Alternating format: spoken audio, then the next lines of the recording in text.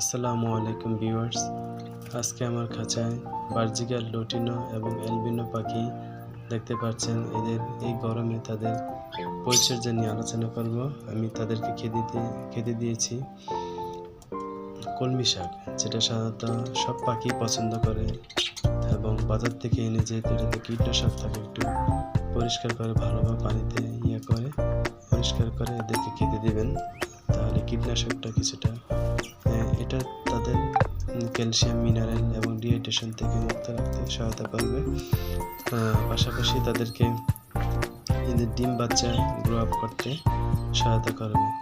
এবং দেখতে পাচ্ছেন একটা অ্যালবিনো পাখি, তার মা পাখি তার বাচ্চা এবং ডিম তা দিচ্ছে। সে ক্যামেরা দেখে একটু পেতেছে।